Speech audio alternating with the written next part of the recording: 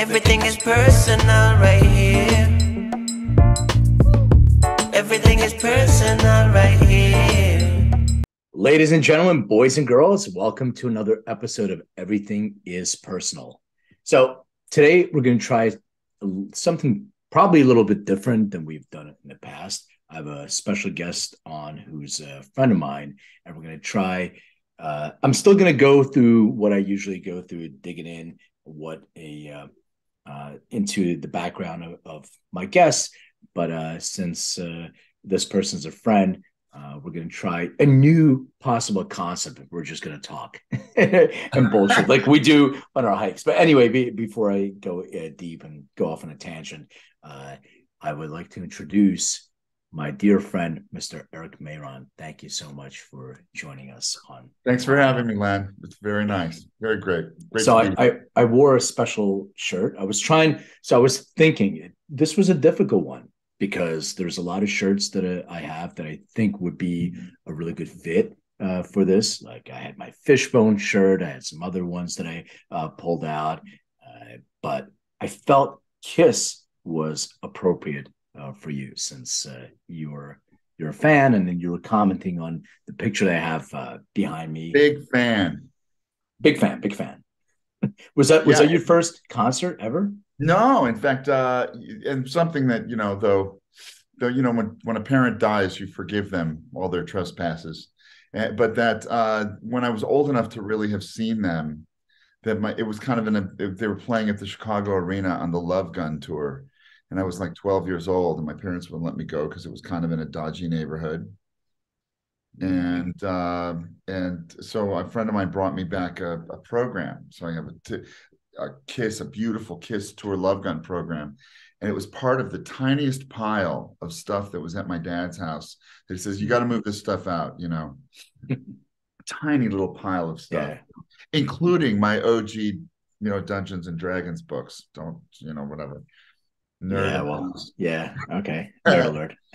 So, but yeah, he got rid of that. But I didn't get to see them. But when I did get to see them was when they got the original band back together, and I saw them first at the Forum, and everybody in my band went. We all went together because it was like a victory thing for us. Like our favorite band got back together. It was a wonderful show, and for us it was special because the Forum was where Kiss Alive 2 was recorded.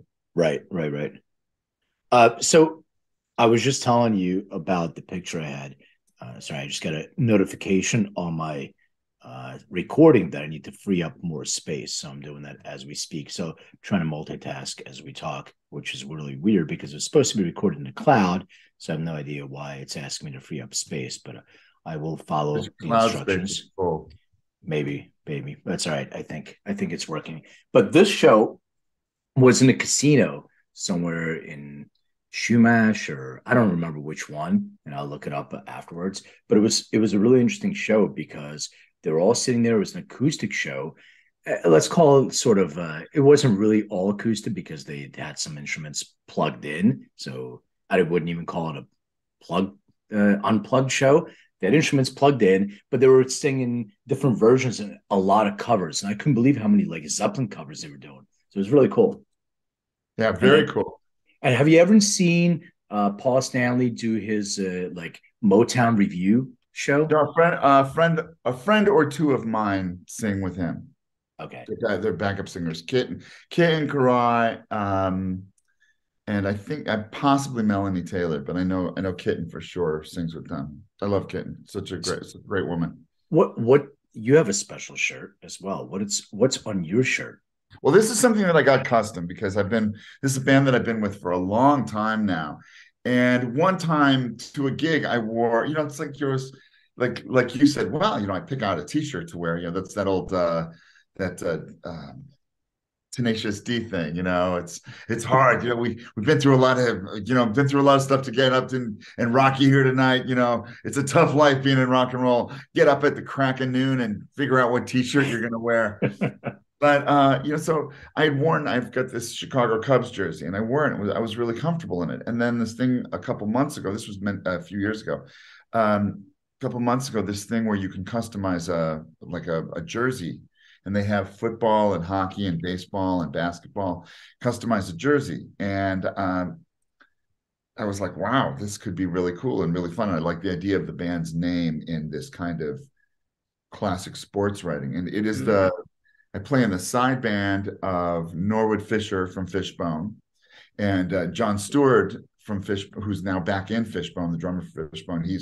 He's my bro, and I played together a bunch, and I love playing with John. I love playing with them all. But it's like a who's who kind of comes through that band. It's a very cool band. It's sort of legendary. It's probably about 30. The band itself is about 35 years old now. Very heavy. What's the name of the band? The name of the band is Trulio Disgracious, and it's kind of a play on Julio Iglesias, of course. Didn't catch that at all. Is that what it was? I didn't get it. I got this cool shirt and a really cool number. 69, dude.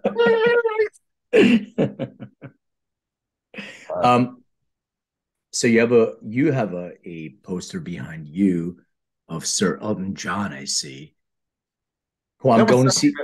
I'm going to see tonight. I'm going to see Elton John. Oh, you're going tonight. to the Dodgers Stadium show. Yeah, a dear friend and somebody who started out as a client, but has been a client for such a long time. He's more like a big brother and family friend. Kim Bullard is the keyboard player in Elton John. When Guy Babylon died, Kim was the keyboard player in Poco, and then played in Crosby, Stills, and Nash for 1,000 years. Crosby, Stills, Nash, and Bullard. And Young, wasn't it Young? Well, it was originally, but he didn't play in that part of the band. And I want to say that I think that probably, well, I guess they had that one or two albums that really sold great. But Crosby, Stills, and Nash had a ton of success without Neil Young, But anyway, he played in that. And then when Guy Babylon died a few years, probably 15 years ago, Kim got the call. And that is kind of a cool thing. Kim is tall and thin with long blonde hair. And the guitar player for Elton John, Davy Johnston, one of my big heroes, one of my big guitar idol guys, right? Yeah. That Davy is also big. I mean, he looks like he could be, like Kim and him could be brothers. They're born on exactly the same day. Wow. You think Elton did that on purpose? I don't think Elton knew, and it's possible Elton didn't even do the hiring. He just said, yeah, this guy will be fine. Let's try him out for a while. Sounded just like Elton. Yeah, this guy will be fine. Bring him in. I kind of dove into this before, without actually setting it up.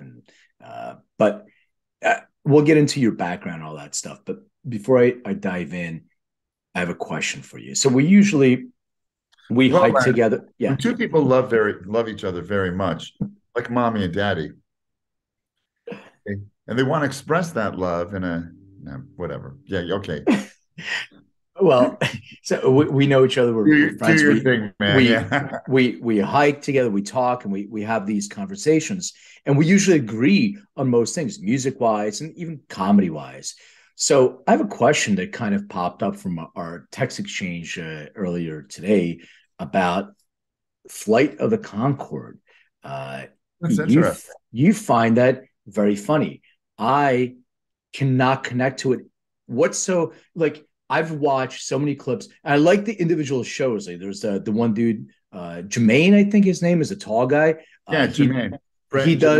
He does this vampire show that they do. That's right. Have you seen the original movie of that?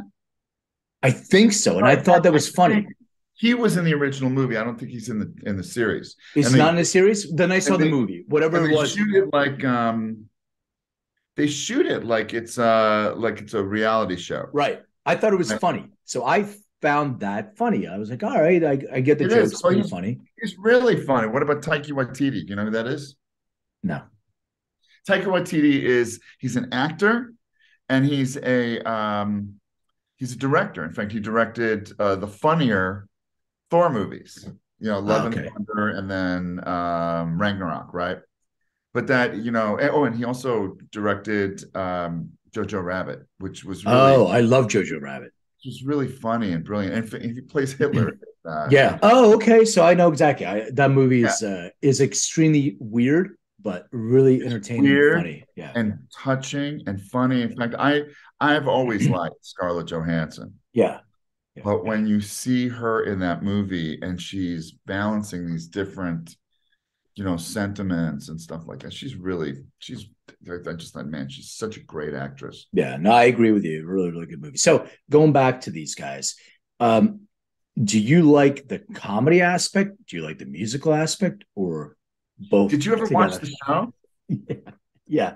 So well, some of this, like the songs were really funny, but I'm not as into fun songs as I am into the comedy, right? Okay. I like just straight up, and the comedy was really good, and their quirky personality. Reese Darby plays their manager.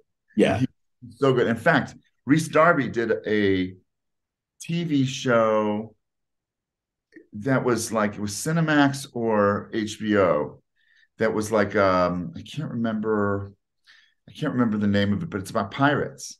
Yeah, it's on HBO. I know exactly the show that you're talking about. Okay, well, that guy who's the main part in that, he plays their he's great. He's great. I love him. He's in a bunch of different shows. Well, the guy who plays like the pirate the real serious pirate who befriends him, who wants to leave it all behind, right? That's Taika Waititi. Okay, got it. So anyhow, but I think that it's funny. It's like and especially the stuff they'll throw in about, being from New Zealand and stuff like, there was one time where Brett gets a new girlfriend, and Brett gets a new girlfriend, and they're Kiwis, right? Yeah, they're New Zealand, yeah. And the new girlfriend is Australian, and and both Jermaine and the managers are quizzing Brett. Says, "Did she talk down to you?" Okay, so the comedy, yeah, I just don't get the music, man. It just does nothing for me. And I went to see the show, and I was open. I have a friend of mine who we both know got tickets, and I fought him the whole time. He's like, if you don't like this, you don't even have to pay me back for the ticket. That's how much I'm sure you're going to love it. But what I need to ask now is, did you stiff him on the ticket? Well, I didn't see him yet, but I will pay him. But I will make sure to stiff him on the ticket. I will pay him back for the ticket. But man, it was just not it. Well, I really like him, and that I don't know that I could go to a whole concert. And they've been posting a lot on Facebook lately, and I'm like, what's this? I wonder if they're doing it. And then you said, oh, I went and saw the show. But I do remember seeing that Brett was going to do a concert, and that they weren't billing it as Flight of the Conchords. I know. Just billing it as Brett of Flight. I got a bait and switch, but that's okay. I got a bait and switch. I thought it was going to be comedy. I had no idea it was going to be. But that really, he went on, did other things. A producer who I know, we haven't even gotten into, my background and who I am and stuff, but a producer who I worked with a lot, Mickey Petralia, who I just love Mickey. He's a great guy. Yeah. That Mickey was producing the songs that Brett was writing for the new Muppet movie. Yeah, he did the Muppet. I know he did the Muppet song there, which was, it was good. Well, he didn't write Rainbow Connection, okay? And actually, did you ever see? I mean, you like concerts a bit. I can't imagine how you would have missed this one. It was Muppets Live at Hollywood Bowl. Yeah, I didn't see it, but it was stellar. Yeah. They did it in the style of the evening TV show. Yeah. Bobby Moynihan was like the guest host. And I would say, I mean, you've seen a lot of concerts. I've seen a lot of concerts.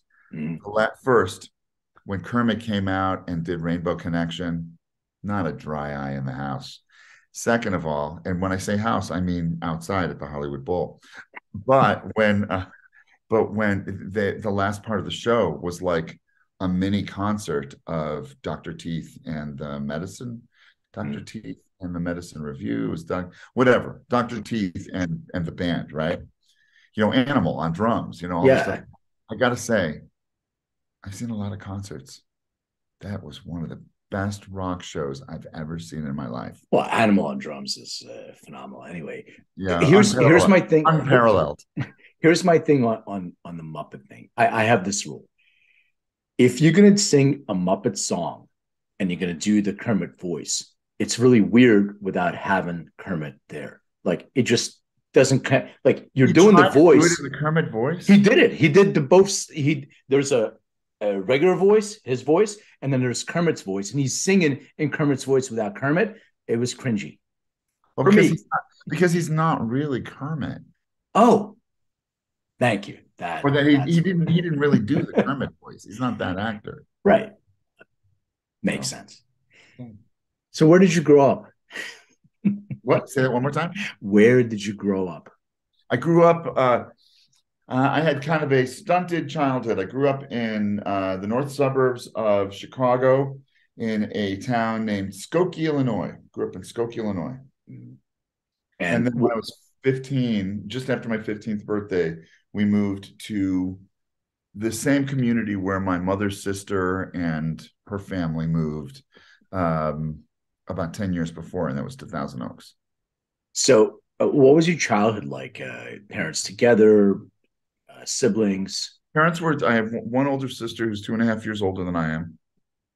My parents were together until I went to college, and that was confusing. But there were a lot of times my sister and I talked like, Jesus, would be a lot easier if they would just split up already, because they just fought all the time, and it was these knockdown, drag out fights. I guess sometimes that's just how people are. Yeah, they just that's how they like. I would think that in a relationship, what you want to do is when you do run into conflict, it's not a throwdown kind of situation. You're not in a bar fight. You're just, this is somebody you love. You want to work it out with them. You want things to be sweet. So, I think people, you said something interesting in terms of relationships. I saw that from my parents too a lot. And you told me about that. Maybe it's a generational thing. I don't know. But I think people don't really know how to fight. And that's one of the biggest issues when people have a conflict in a relationship. They don't know how to fight. Nobody was taught how to fight. So you yell or you say a hurtful thing, and now it becomes a reaction to what you said, and you even forget the actual topic that you were fighting now about. It becomes a reaction to what you said. That's such a deep thing. It's like it's not, really, that's one of the things what they say, like when you get into therapy. What I believe is like, some people use therapy like, I'm going to use my therapy to point the fingers and blame and shame everybody in my life for everything that I'm experiencing. But I think a healthier approach to therapy, which I believe is what therapy is really for, and hopefully your therapist knows this enough and keeps you on track, that, therapy is to give you a skill set with which to deal with conflict and how to express your feelings in different situations, and how to get your needs met, how to ask, how to put it out there, how that you want your needs met in a certain way. And it was a great thing. My girlfriend and I actually got into, we didn't have like a fight. It's interesting. We don't really fight, but every once in a while, one of us will rub the other the wrong way. And then if it gets too deep, we'll have to have a little reset talk. And then we talked the other night, and I just said, listen, I don't want to do this long form. Let's just do this short form and spit it out and get it done. Because also something that happens is when people try to work out a problem, well, this person says their thing, and then that person says their thing, and then in response to that thing, this person just repeats their whole thing again, and then this person repeats their whole thing. Blah, blah, blah, blah, makes me nuts. But it's, my girlfriend and I I'm fortunate that we are focused on being together, and we're focused on how to make the icky stuff kind of go away as quickly as possible. I think one of the things you can maybe try, if you're open to it, is rub each other the right way instead of the wrong way, and you can make up quicker.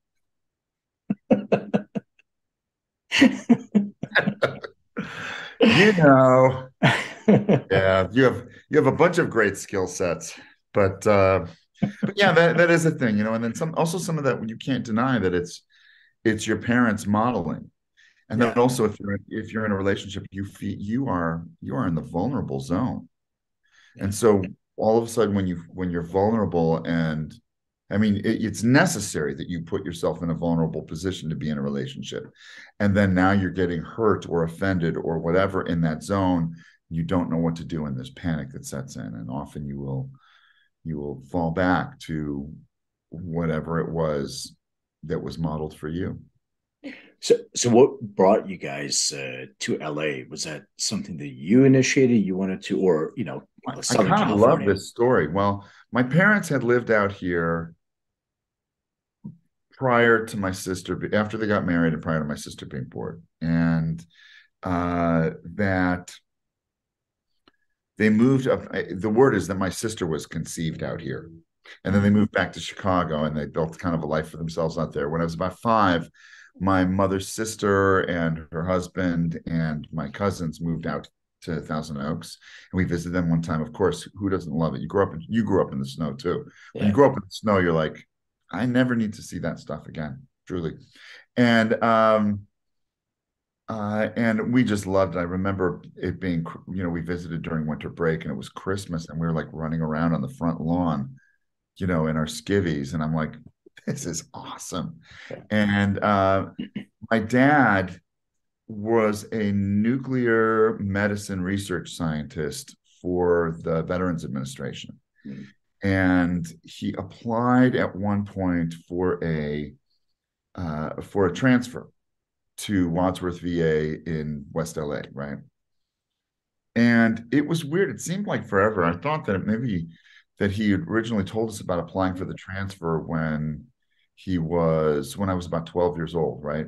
And when I was about, it would have been the winter of when I turned 14, which would have been 78 or 79. And because I'm old. And we're sitting at the table. It's me and then my mom and my sister and my dad, right? And he had said, listen, I have something to, it was at dinner one night. I have something to tell you that the transfer came through. So we just have to decide if we want to take it or not. And first they went to my, and okay, well, I'll try and cut to the chase on this. It goes to my mom. And my mom says, well, I'd love to go to California, but I'm going to miss my friends and my family. And then my sister, who still only wants to be like my mom, said exactly the same thing. Well, I'd like to go to California. Oldest child syndrome. Yeah, I would like to go to California, but I'm going to miss my friends and my family and blah, blah, blah. Gets to my dad, and anybody knows how marriage works. Then my father was said, well, I'd like to go to California, but I sure will miss my friends and family. And then it got to me, the youngest. Mm. I just said, what is wrong with you people? The only reason none of you want to go to California is you're not the ones shoveling the snow. I was 12 years old. I had a bad back at 12 years old from shoveling the snow. You're not shoveling the snow. California will be great. California is the land of opportunity. Let's go get us some of that. And so we went to California. There you go. So you were the catalyst. I love it. So we did go out, and it was a great thing. And my mom and I had a real nice summer when my sister was a counselor at a camp, and my dad had gone out to California early to start working the job. And me and my mom just hung out. We packed up the house. We had a fun time. It was a very sweet summer with me and my mom. Very cool. What was your first experience with music? That's a tough one, man. So it could be like I left it open-ended because it's open to interpretation of hearing music and getting inspired. What was that experience like? Whatever comes to mind. I grew up in Skokie, Illinois, which was a heavily Jewish community, and they built a really beautiful, state-of-the-art, huge building. It's called the Meyer Kaplan Jewish Community Center, right? And when I was about 5, my parents just signed me up for everything. I got piano lessons and guitar lessons and pottery and judo and whatever. And, it was just group lessons there. And then I just kept taking lessons. So that was really it. I liked it. And also there was a certain thing in the era that I grew up that the big heroes, I guess in the counterculture, because I knew from a young age that I didn't want to be all mainstreamy and stuff. Mm. The really cool guys, the cool image was like, the rock stars. And I thought that's so rad. And the sound of an electric guitar. And I want to say this, that there was the way electric guitar sounded in the 50s and 60s. And then there was the way that an electric guitar sounded in the 70s. And that was crazy cool to me. Is that Hershey? Yeah, she's snoring on my lap. She is very It's funny you can hear that.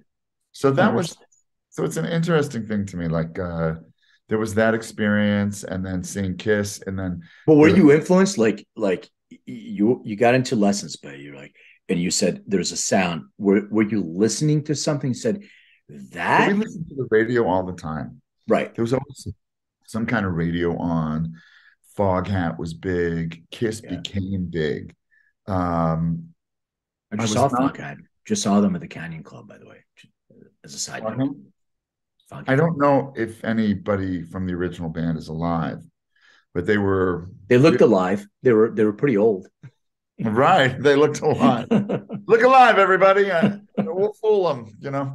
But I think that it was that sound of guitar, you know. Think about Slow Ride, and think about and I'm trying to think of, like, I used to joke around that I had these little red transistor radio songs. My grandmother bought me this little red transistor radio, and the world came to me through that radio. Mm-hmm. You know, we used to listen to talk shows and call into the talk shows, and we listened to all kinds of music and different stations. And at that time, like, you had the pop music station, which played rock and roll and soul, and it wasn't so subdivided as it is now.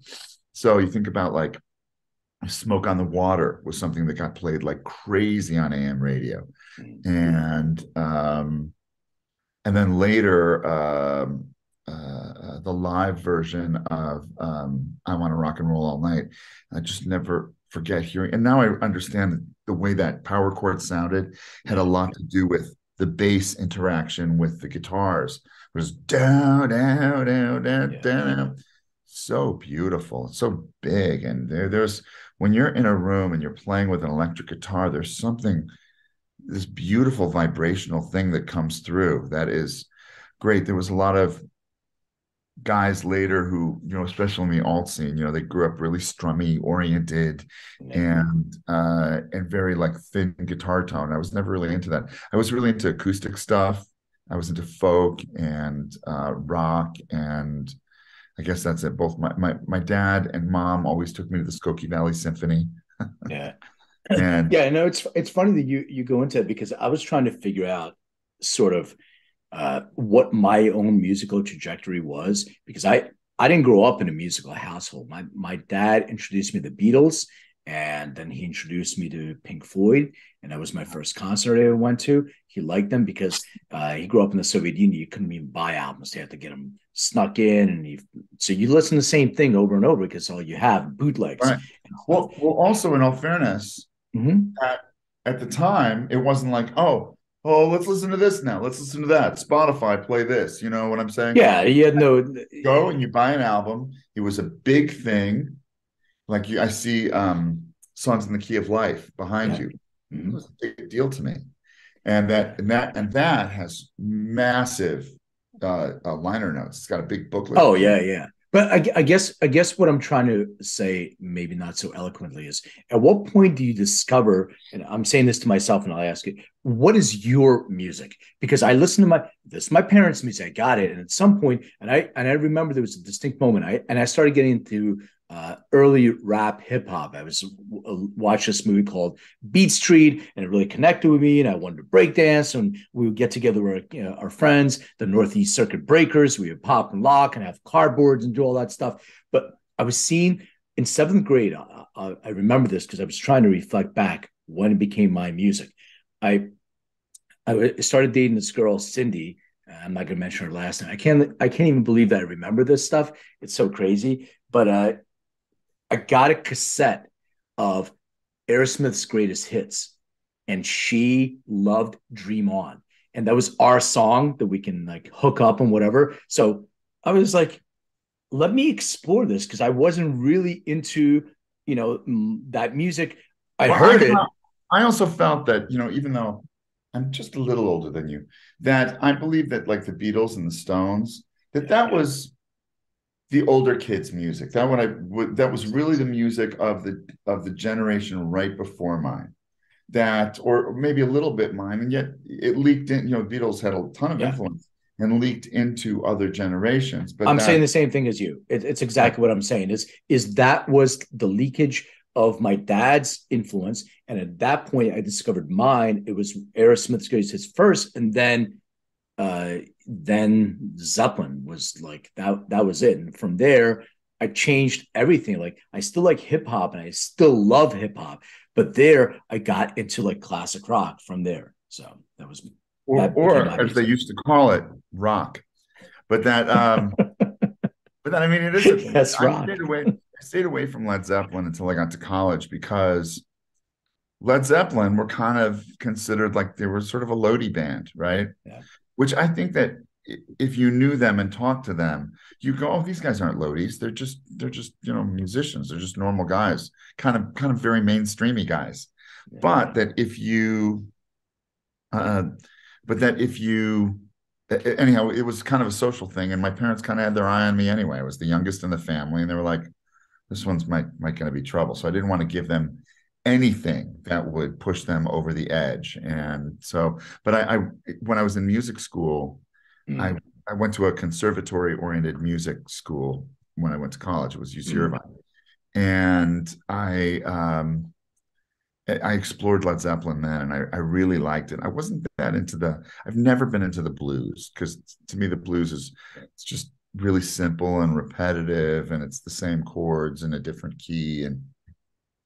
But that their mid-late stuff, I was just like, wow, this is mind-blowing. Such cool stuff.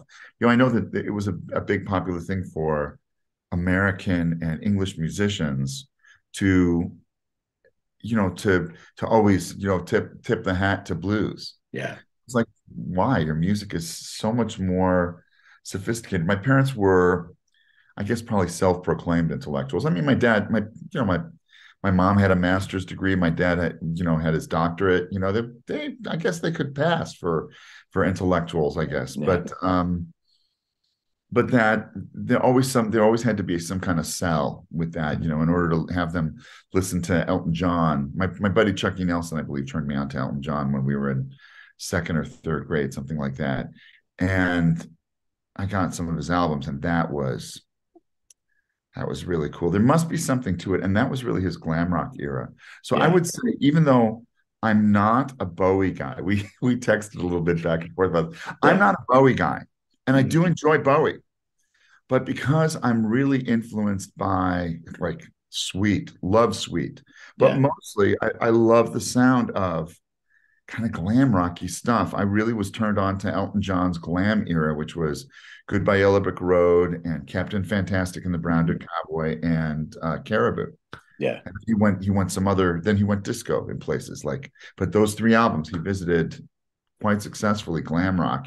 It was great. And people would say to me, "Orlando, I hear a lot of Bowie in what you do. Are you into Bowie?" And I'm like, not really. But I think it came from Elton John. Yeah, indirect influence for the glam stuff. So the Elton John was big to me. And that particular Stevie Wonder album, when I was 12, it was my first big boy album. It was very, very popular at the time. And then I was into Toto when they first came out. I was into Journey like mad, because especially on Infinity, that first album, Steve Perry, like all the kids at school, we were like, this is really cool. Yeah. And then I'm trying to think what is Styx, because they were from Chicago. Who wouldn't love Styx?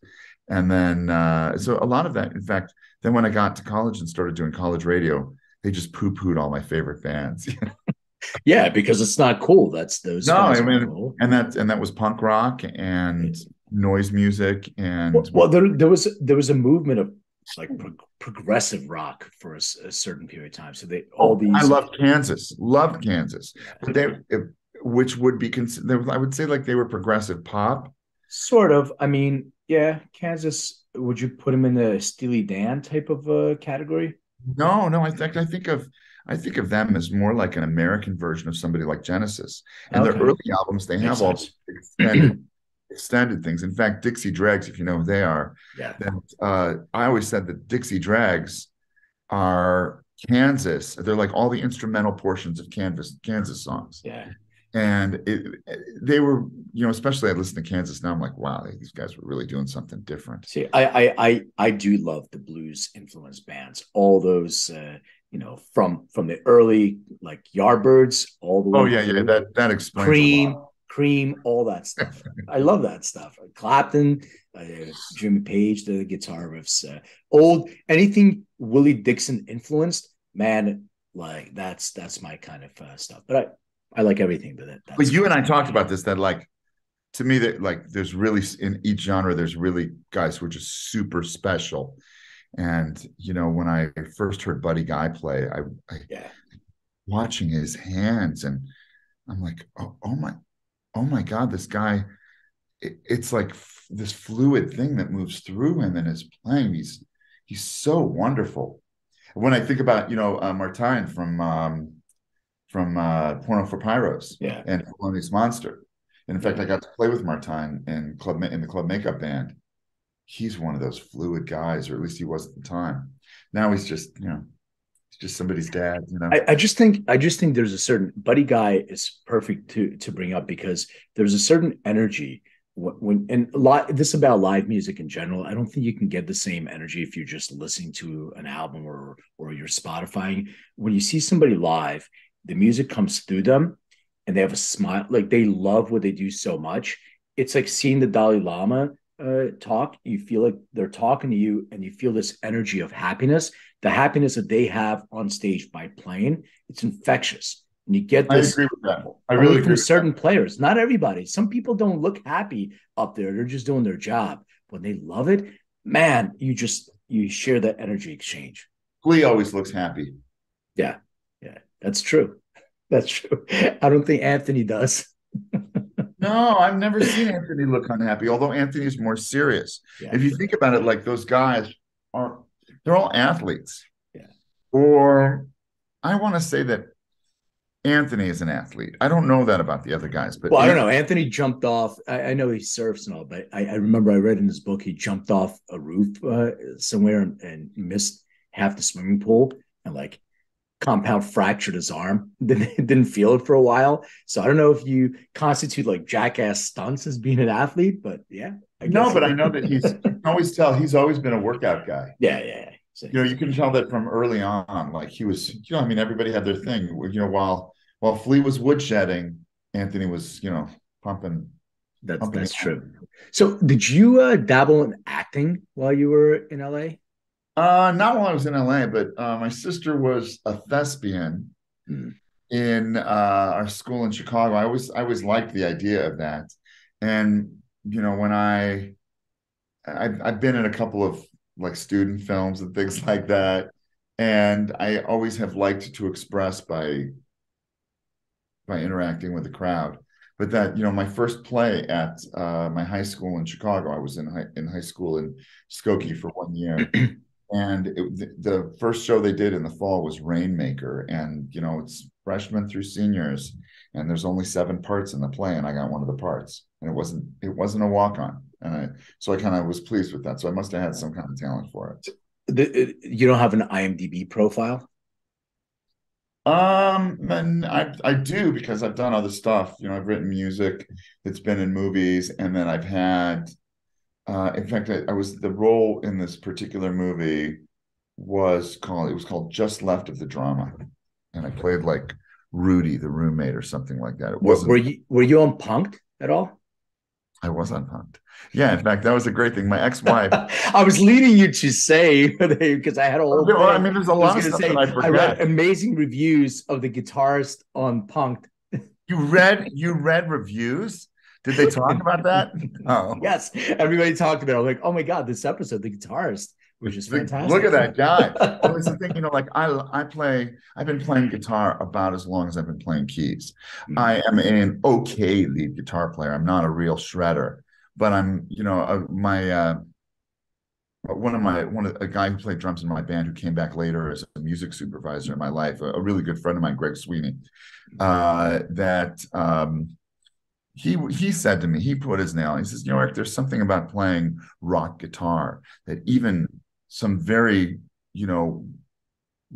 capable guitar players don't know how to do, and you understand what that thing is. And I agree with him that I'm a really good rhythm guitar player. I by the way, I loved the Chili Peppers, but they weren't even a band till I was like 19 or 20. But that's a band that I've been into through all these different phases. Anyhow, Fishbone got into when I was about 19 or 20 as well. But and I really related to that kind of alt rock scene. Anyhow, but my ex, so what I'll do is if I'm in a band and it's a band that I'm playing, like a friend's band, I'm playing in for free, something like that. Like I am sort of, if I had the choice, like one band in particular, right? I'm a much better keyboard player than I am a guitar player. But if it's a free band, right? If I'm just doing it for fun, then I'm going to play guitar. Right. I'll save the keyboards for when it's got to be nailed. Also because I can't explain this, and it's not this way in Europe, but or Japan or other places in the world, but it's this way in the United States and especially in LA, that nobody likes the keyboard player. They just think he's nerdy or weird. I'm like, but when really the architects of rock and roll were piano players, it was Jerry Lewis and the true Little Richard. The true king of rock and roll was Little Richard. 100%. And that it's like there is a pumpingness. In fact, I think that was what I really liked about Elton John is it was this pumping. It wasn't like a bunch of plink, plink, plink, plink, here's my hands moving fast. It was these big, meaty, wonk, wonk, wonk chords. You reminded me of a show. So I went to see a show. It was the Reverend Al Green when he was the Reverend Al Green. And it was funny because he's older at that point, and he's still like giving out roses to the women. And he's the old Reverend Al Green. You want to keep your eye on your woman around the old Rev. They're still throwing panties, but the panties are like bloomers now. They're big panties. That's something in my family. When somebody turns 40 in the family, the men get nose hair clippers. And the women get a big pair of granny panties. But so let me just tell you the lineup because you reminded me. So it was Al Green. It was Little Richard. Little Richard could barely walk, so he was helped to the piano. But when he got on the piano, holy shit, he didn't move, like his feet didn't move the pedals really because he couldn't really, I think, move his feet. But the fingers were just wow, brilliant. And BB King. It was all on the same bill. It's a fantastic show. If you think about it, like BB King was the youngin', he was the tyke, when they were all playing together.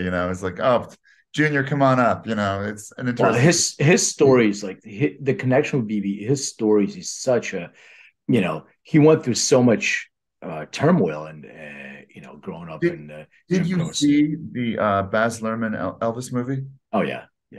Well, I'm not a big Elvis fan, but it was really fun.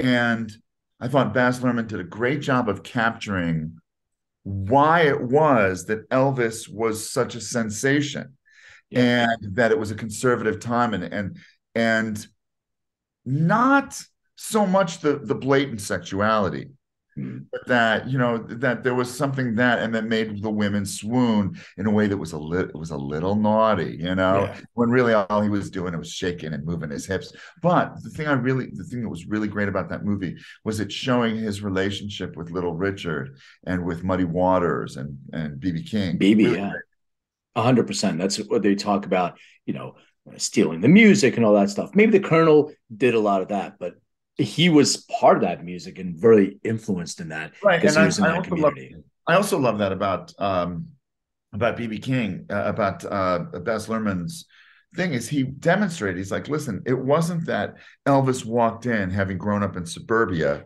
and stole Black people's music. No, he grew up in that neighborhood. Yeah. In fact, there's a great series called The History of Rock and Roll that was on, it's got to be 25 years ago on public TV, and you can still rent it, but they had like one night that was blues and one night that was funk. The funk night was really great, but it ran for a week, and I think each episode was 3 or 4 hours. It was really wonderful. And they're talking with Lieber and Stoller, who are the guys who wrote all the old rock and roll songs. And he said that and one of them said like, well, the people would come in, they would be like, how do you know our music? It's like, you're not Black, but you know our music so well. How do you know this? And they said, we grew up with you. We grew up in your neighborhood. I thought that was the sweetest thing. So I'll get back to punk. So when somebody when I get into a band, if it's just going to be a fun band, I'd rather play guitar. And in this one particular band that I'm thinking of, I played guitar, and the other guitar player was strictly a rhythm player. So I even got to be a lead guitar player in that band, but I just played, the leads were simple melodies, and I had fun times doing that stuff. It was great. Not everything is how fast, not every musical expression is an athletic competition. Yeah. That things that move slowly are expressive. Sometimes it's hard for players to express through playing simple and slow and clear. So anyhow, my ex-wife was casting TV shows, and she came across a listing for Punked. Yeah, we need a band for Punked. And when they brought me on, they said, do you want to play acoustic guitar or electric guitar? I was like, electric guitar, yeah. And so that was it. And in fact, I played this one right here. There you go. But that it was that who's the singer for Third Eye Blind? It's Stephen. Okay, good talk. But his girlfriend, he was dating Vanessa Carlton at the time, and the joke was that Vanessa was going to come in. Vanessa was coming into town, and she was supposed to be on the Tonight Show, and they were going to say, "Listen, your band can't come, but we have Stephen Jenkins, that's right. That we have this, and it was set up through Stephen Jenkins, right? We got this crack band that can play really great. They played with all our stars, and they'll learn your song, and we'll do this, right?" And so that was the thing, is they were going to bring her in, and she was going to play with us. Now, everybody in the band was really good. So what we had to do is we spent 2 days rehearsing. The first day, we had to rehearse the song and learn the song cold, which was really easy. And then we had to go in the song. And the thing was, we were going to punk her like she thinks she's going on national television with this band that's fallen apart. Right. And we put in there all these places where we were going to like make a mistake, right? And one of them was so funny. It was like there's 4 repetitions of a particular riff in the bridge, and then there's like a break, right? And the drummer's playing the right. And in our mistake, the drummer on the third time, instead of the fourth, at the end of the third time, goes and realizes everybody's playing, and they get back into it. But it's like it was filled with that. And so the first day we practiced learning the songs, and then learning the mistakes that we were going to make, mistakes we were going to make. And the second day, all day, was spent practicing the song and playing the mistakes without laughing. Because it was so funny. It was like, we were talking about Fred Armisen and that stand up for drummers, and how that funny thing that he was doing with Trey Cool and somebody else, where they're talking about, oh, and then you'll make some kind of in joke like this, like he knows those nuances. You could tell he was a musician because he knows those nuances. Great drummer, by the way. He's really good. And really a great musician overall. Yeah. And then you can tell he was really good and played in bands because he knew all that stuff that we do. But so it was on that show, and I really enjoyed it. And I've got a great picture somewhere of, I came back from lunch. Ashton Kutcher, produced the show, and he came in, and I would come back from lunch, and he's got my guitar on. And I just walk up to where I'm supposed to be. He says, "Oh, I'm sorry. Is it cool if I play your guitar?" I was like, "Yeah, that's fine." I said, "Is it cool if I take your picture playing my guitar?" He goes, "Yeah." So I take it, and then the production people said, No, you're not supposed to ever take a picture." I said, "Hey, I got his permission." But it was a really fun day and a cool thing. Dude, there's a lot of stuff like that I've done that I've just kind of forgotten about. So let me ask you more of a serious question, and kind of maybe it's part philosophical too. Well, then. When two people love each other very much, It's Like, about like playing music and rock music in particular. There is a correlation between musicianship and drug use, right? So when I know a lot of musician friends and acquaintances and all that stuff, they at some point started saying, okay, it was a social thing because we're all doing it together. But then you sort of get into the mindset of, I need this to be as good as I was that night. hmm. So I don't know because I'm not a musician. I don't get up and play every single night, but I can see where you can trick yourself into thinking that, oh, well, I'm better with substance A, so I can be that consistent. It's more creative. Like I know cannabis when I was painting a lot, I thought that it opened up some more creativity. Maybe I got out of my thinking head and just into feeling space. Maybe I don't know what that is about me. But did you go through any of those experiences in your career with substances, etc.? And I'll lead to where you are today too. Well, I don't do any of that stuff anymore. I'm probably, Right. Well, I want to preface that you are sober. but I'm a different kind of sober. I'm not. I'm definitely sober. Are you LA sober? I'm not. No, no, no. I'm sober, and but I'm in LA. But that I'm not a huge 12 stepper because I was more of a. It was outlined for me later that I was more of a normie than anything, and that really I got sober because of problems that somebody in my immediate family was having, and I thought it would be easier for the kid to understand that we're just a sober family. That's we don't mess with that shit. But that back in the day, I just smoked mad weed, and that was a big thing. And that I was never, and that really, I was sort of a full service rock and roller. I did my share of experimentation. I never had the thing where I had to hole up and continue to get more drugs and drug. I couldn't see the outside. It was never like that for me. But sometimes with weed, it can be like a slow burn. Like you could burn years of your precious time, smoking the weed. And that I would say to anybody that like, don't get into music because it will give you license to do these things. If you're going to do them, I guess. Get into music because you enjoy playing, because you enjoy the experience. During a couple bands, not only with Trulio, but I played with him in Club Makeup many years ago. That's how I know him initially. And then also after Trulio did this thing, we played in it spawned this kind of celebrity Pink Floyd cover band with Stephen Perkins from Jane's Addiction, Norwood Fisher from Fishbone, and when Norwood broke his wrist, we had Tony Franklin from The Firm company, who's so good. I just love Tony.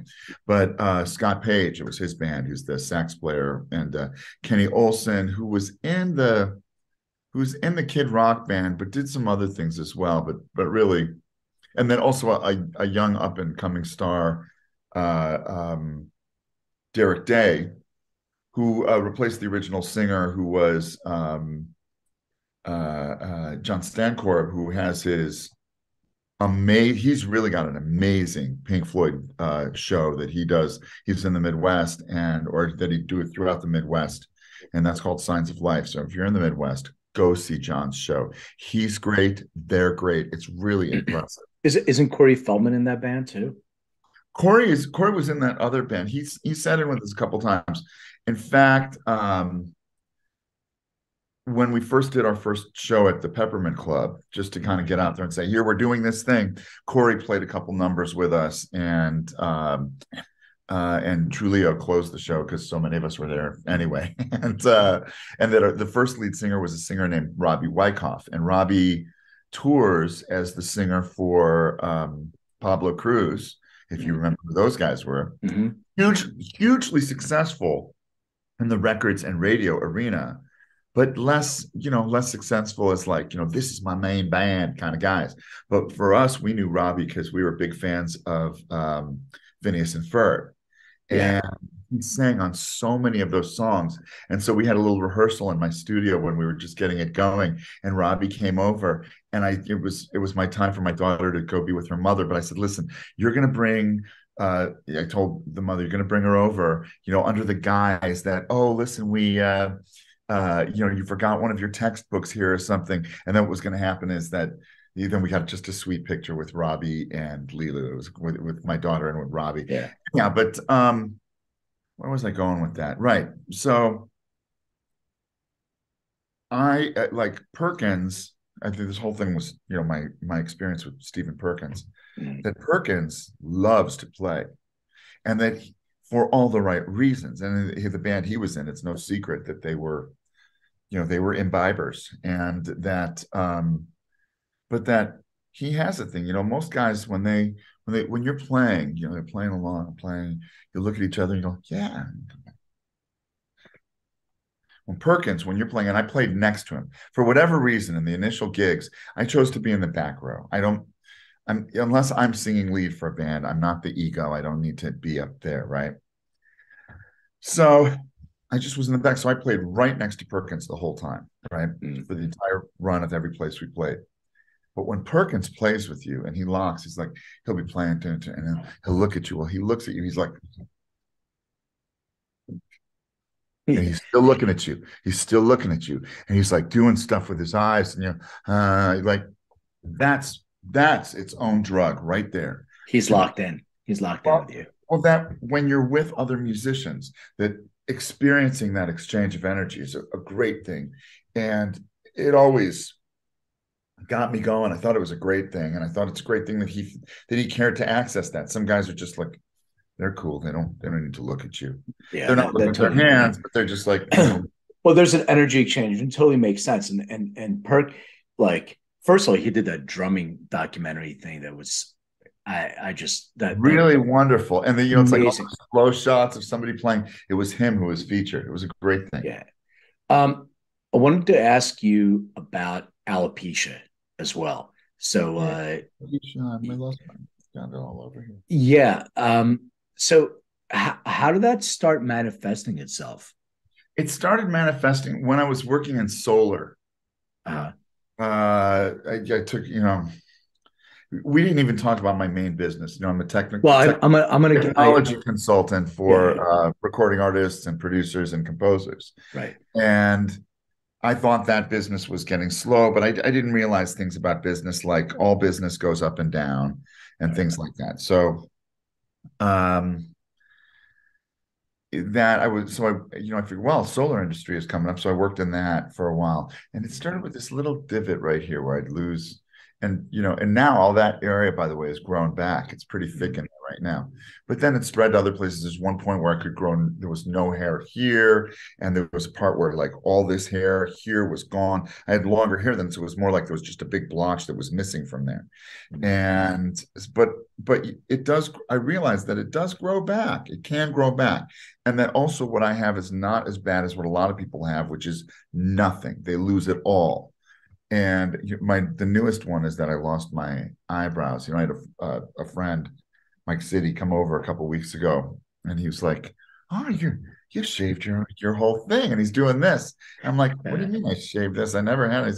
He said, "No." I'm like, "Oh no." I'm like, "No, I didn't shave my eyebrows. I'm not doing some goth thing." I was like, "Who would go for this look?" Oh, well, I guess some goth people would go for this look, but. Yeah. Well, there's two different types of alopecia. That's why I was asking. There's the alopecia where you go bald, and there's alopecia areata, I think that's if you pronounce it. Where it's little, where it's circles. Well, that means, so alopecia actually means bald. It means hair loss. And the areata means patches. So if you have that, it's patchy. And you have there are genetic predispositions to that, but there's also triggers through immune. So your immune system. It's an overactive immune system. Yeah, so your immune system over responds or overcorrects to something. So the reason why I was asking you, if you were going through a lot of stress at that point in your life, I had to accept that. At first, I was like, going, "What are you talking about?" It was like, I'd had a relative die, and I got got a bunch of money. I wasn't worried about how to pay my rent. It was nothing like that. Although certainly at that period, I had to really look at the other things that were stressful in my life, and it was extremely stressful. And I'd gone through an extremely stressful time that it took maybe 10 years to get out of. Yeah. But you know, you learn to do things in other ways, like, you know, thank God I found my new girlfriend before I lost my eyebrows. Who knows what I would have done with that? But, you know, I remember coming to rehearsal with my hair like this, and, you know, my, Scott Page was like, "Oh, look, you got a cool haircut." He made me feel about it. But my big thing has been like, well, it might be cool, but I'm really just kind of like, you know, making lemonade out of lemons, kind of what it is. But one thing that was interesting that I saw in some commercial recently is that, rosemary oil, right? Which I was seeing like a holistic therapist, whatever, holistic physician, and he recommended for me, and I was like, "What the fuck is this going to do?" And so I stopped taking. But I heard about 2 days ago that the results of rosemary oil for hair growth are better than minoxidil. Well, I guess I'm washing my hair with rosemary oil. Look at Roxy, like she wants so bad to go. We're gonna go. Look at her. She's sitting straight up, and she's just been hanging out with me. Like, yeah, you know, I got my second COVID shot yesterday, or my fifth, and I got it rather Tuesday. And so yesterday I was down for the count, but she was really cool about it. In fact, I had her friend Artex here all day. Yeah, and the two of them were reading my energy, and they barely even played. They just kind of. Well, you know what they read? You know what dogs read? I saw a documentary on that. They read your neurochemistry. So different breeds have different sense of smell, but all dogs can smell that. They smell our neurochemicals are being excreted. So if you're excreting oxytocin, which is your love chemical, they want to give you that love back. If you're excreting like cortisol, which is stress, and I'm not feeling well sometimes, they want to comfort you for that. So they smell the chemicals. So I watched a whole documentary on that. That's very cool. I love that stuff. And then I thought maybe they're just getting my vibe today because I'm just sitting in one place. That's it. Yeah, they're smelling whatever it is that you're releasing, and they connect to that. They want to mirror that energy what you're releasing. So what were we talking about right before we went out of space? Alopecia and all that stuff. But I want to talk about what you're doing today, because you started talking about that, and then what are the kind of people who are the kind of people that you work with today, and what kind of work do you do? I have kind of an amazing career in that way. You know, even though an amazing career doesn't always mean that you own a mansion and a yacht. But that I've been really lucky because of when I worked out of Westlake Audio, helping them. They had a sales group that sold the speakers that were designed that are world-class studio monitors, right? And a pro audio sales group, kind of about 8 or 10 people, and they served everybody. They were really one of the most well-known, as Westlake is like one of the, you know, especially at the time, one of the best recording studios in the world. And I have a very kind of unique talent for tech. You know, I'm a great systems, and I'm an engineer. I never knew what I was called, but I am an engineer that I keep, not an audio engineer. I'm the type of engineer that gets things working. And at a time where Pro Tools systems were really expensive and recording budgets were high, that I was the guy, and those systems were not really dependable. I was the guy who could keep your system running dependably. And so through Westlake, because this was before the internet, that people would go to a place like that so they wouldn't have to spend $100,000 at Guitar Center and be spotted going into the place where everybody would drool all over them. And so I got a really great bunch of people, probably in the late 90s or early aughts, there was other guys who started to be able to do what I did, and so I switched off to sort of evangelizing virtual instruments and plugins and things like that. And that's large, and that brought me to a whole different crop of the clientele. But I've worked with Dr. Dre. In fact, I've changed the way hip hop was made. I always say this, that Dr. Dre's notoriety mixed with my ingenuity changed forever the way hip hop was made, and that is no lie. And so I continue to do that this day. My father was a doctoral biochemist, and all the weekend projects somehow involved scientific method. So in the studio, it becomes a thing like, if there's an issue, everybody just wants to raise their hand and have the right answer. And nobody's patient. Nobody wants to test. Just that people want to guess. It's like watching the first night of American Idol, and everyone wants to guess who's going to win, American Idol. It's that way. They just say, well, I want to be the one to have guessed it. I don't have a pride in that. I have a pride in actually solving the issue. And so there would be guys who would be running tests to try and figure something else out. And instead of being focused on that one test, they were thinking, and this is very much the record producer mentality, or certainly the audio engineer mentality. They're like, well, what are we going to do after this? And then what do we do after this? And what after blah, blah, blah, blah, blah. And my thing was, none of that. You won't know any of that until you're done with this moment. And I'm really good at isolating the variable. And at some point, all my systems run well. And so I became somebody who designs new systems, recommendations, things like that. And I have my clientele is a who's who of people in the world entertainment business. And I have a lot of wonderful stories just about that. And I'd love to do a part 2 where we talk about some of the stories that you have. And also maybe we can I don't want to say pick apart. That's not really what I'm trying to say. Listen to some music or suggest some music. Deconstruct. Just give some opinions on different things that are out, because there's so much interesting new music, and we always, throw things back and forth. Like I was listening to the new Arctic Monkeys, and I went to see them at a festival not that long ago, and I was underwhelmed. I like that one song that they hit. That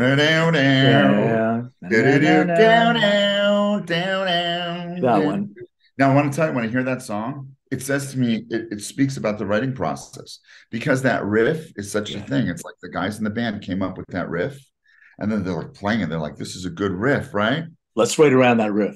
And let's do the riff. And then the writer guy came in and wrote the style of that vocal is like it's meanders in and out of that riff. And they say the word SETI, which people in America are like, what the hell is he talking about?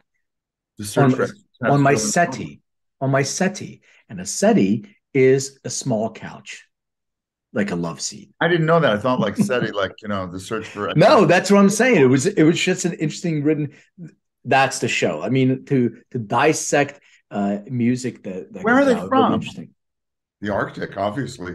Where are they from? The UK. They're a British band. It's a British way of saying love seat. They call it a SETI. Interesting. So I want to to wind this down a little bit, and we'll do a part 2. And I definitely want to dig into, we kind of have too much fun doing this. I know we can go on a Mayron show should be a whole separate show, but I'll record it on a hike. Let's do it, man. Let's do it. So I usually ask people about their experiences with cannabis. I don't know if you want to talk about it or not. Do you care? What was your first experience with cannabis? Do you remember? Well, the first time that I tried it, I was 14 at a summer camp. I was a junior counselor. It was an overnight. The campers were in bed. Me and this girl I liked and a couple of the older counselors. And when I say older counselors, meaning they were 15, maybe 16.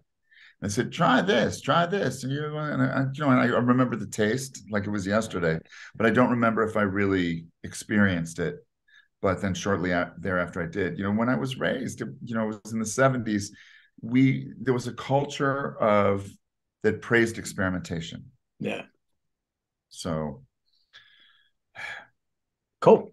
So you didn't you did not enjoy it, I guess, because you continued doing it. First time, a lot of people don't really even feel what I think they should be feeling, because like I said, I liked it. I thought it was cool, and for in a limited way, it made me feel just rebellious enough.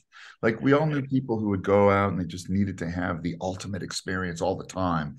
They bought a huge amount of cocaine, or they took way too much acid, or they drank more than anybody else and became the least fun person at the party. Yeah. And, like I never needed to be that person.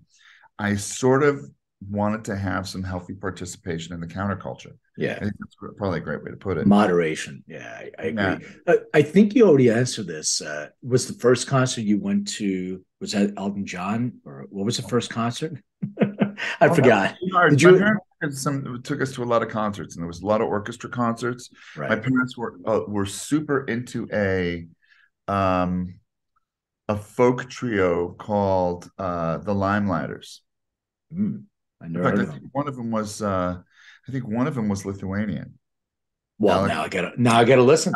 Alex Hasselbeck, the bass player, I believe, was Lithuanian. But they were really into that. But it was, my dad was first generation American, and it was very typical like that. But I saw a lot of stuff. I think probably the first thing that would have qualified as a concert would have been seeing Beatlemania at the Schubert Theater. Oh, wow. Which Beatlemania was a show where four guys got up there, and through set changes and style changes, they played music that traced the Beatles from the beginning to the end. It was real cool. And then I also saw the original cast of The Wiz at the Schubert Theater. Wow. And that was real cool. But my first real concerts, I want to say, was maybe when I was 15 or 16, was Chuck Mangione. Oh, wow. I used to see him every year on my birthday. But then later I got into more rock-oriented stuff. I saw Jackson Browne. I saw Cheap Trick when I was in high school. Saw Cheap Trick at the Forum on December 31st, New Year's Eve show. My business partner, Eric, he saw Zeppelin at the Forum twice. Which I think Lisa, my girlfriend, I think Lisa saw Zeppelin once, and Lisa also saw Bob Marley. No. Wow. She saw a bunch of cool concerts. You were into Pink Floyd. I really wasn't that into Pink Floyd, but I did see them on the Momentary Lapse of Reason tour, and I saw two of the people who were to become my bandmates in that Pink Floyd celebrity cover band. But as most people would consider Pink Floyd, that was largely the end of Pink Floyd. That was like, Momentary Lapse of Reason tour. Yeah. It's that really what they would consider a Pink Floyd concert was the four of them playing music. And that was my very first concert at JFK Stadium. Momentary Lapse of Reason? Yeah, when they got back. It was a great show, right? Great, without Roger Waters. First one with Roger Waters. But there were three guys in the band, and about 45 people playing different parts. It was really, it's like when they say the beginning of the end of a band when they bring three chick backup singers and a horn section on tour. Era for them. They did the same thing with the Division Bell tour, but their stage show was freaking fantastic. And a lot of stuff they took from the Wall tour, which was kind of an Apex thing. Yeah. But that, like there's one song off of Left Overture by Kansas called The Wall. Yeah. And it's about that concept that we build up a wall and we hide behind it. In fact, the third verse says, and though it's always been with me, I must tear down the wall and let it be. And then they came out with The Wall, and I'm like, oh, who cares about this? Kansas did it in one song. Yeah, but that Division Bell tour, the stage show that they had was they had the spaceship that they had a disco ball in the middle. And I think maybe I was under the influence of psychedelics too, so it's super cool. No. And then the ball opened up and it became a spaceship. And it was actually just flying, and they had a plane crash and a pig. They had the pig, and then they had the bed. Yeah, they had the bed that came down, and like, hi, Roxy. She's like totally focused on me now. So what was the last concert you ever attended? Or you ever attended? Well, you attended. I stopped going to concerts after. No, after the incident. No, I'm trying to think. What was the last concert I saw? I saw something recently. Gorillas. Gorillas, yes. Me and my daughter will see a lot of cool stuff. Uh, and then even when she was little, we would go to some cool things. Like there was, Yo Gabba Gabba, Yeah. which not a lot of people know. There was a really cool alt ska band called the Aquabats. Well, those guys are the ones who made Yo Gabba Gabba. Right. And so we took her to all these cool concerts when she was little, and she got to see was it Biz Markie who did You Got What Yeah. She got to see Biz Markie performing live, playing That's that cool. song at a Yo Gabba Gabba show. But we just saw Gorillas, which was a great show.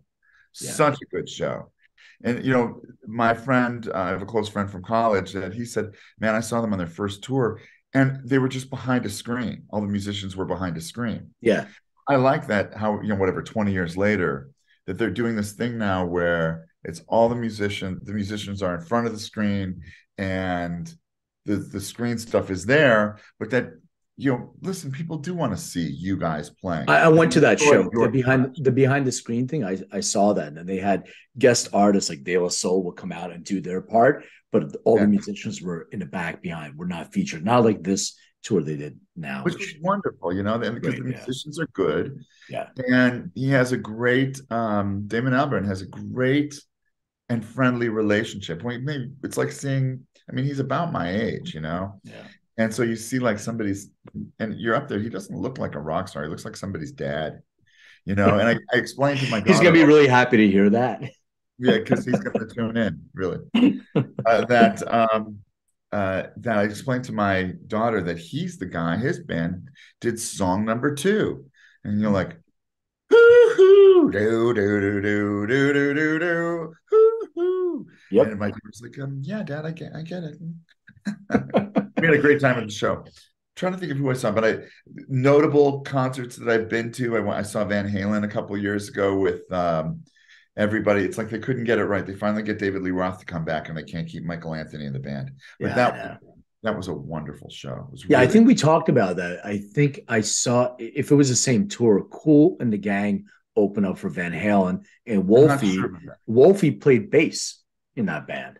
How funny! Cool. They had Wolfie. So Kool and the Gang opened, and I think they only had like 2 original members, but they had like 12 people on stage playing. Everybody else passed. Right. And then Van Halen with David Lee Roth, with Wolfie playing bass.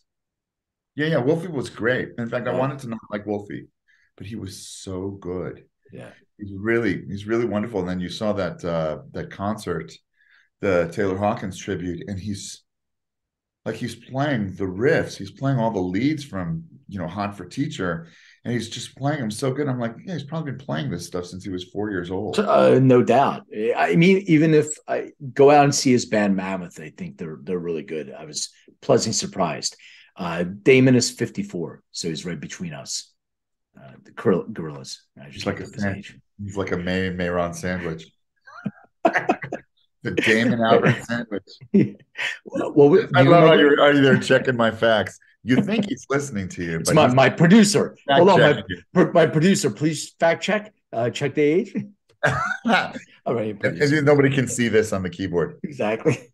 Do you remember what the very first album you bought was?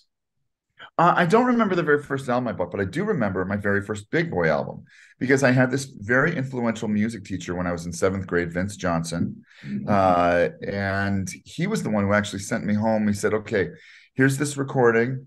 It was actually the song Spain by Return to Forever. He said, take it home. And he gave me a focus on learning chords, and that the structure of songs was about the chords and how the chords went together. He says, and I want you to write out the chords for me and bring them back to me on Monday. And that had a lot of influence. And he was really into that Songs in the Key of Life album. And I come home, there was a Target type store in Skokie, Illinois called Turnstile at the time. And, they had a record department, which actually, Target used to have a record department. They used to have a music department as well. Yeah. But, you buy CDs there. Crazy, right? CDs. I don't know what you're talking about. Yeah. That's so you keep playing. But my mom brings it home for me, right? I was about 12 years old. She says, look, I picked this up for you. and I took it out of the. She hadn't wrapped it because she definitely did not want me to confuse it with a gift.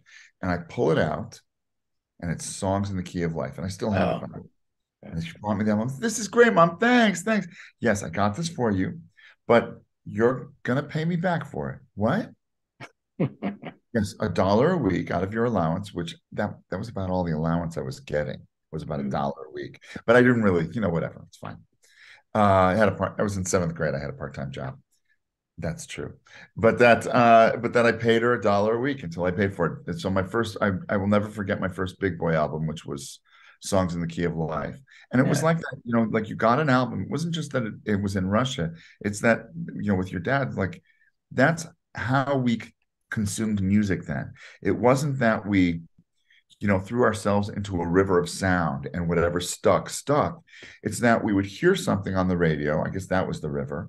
And then we'd go and buy the record.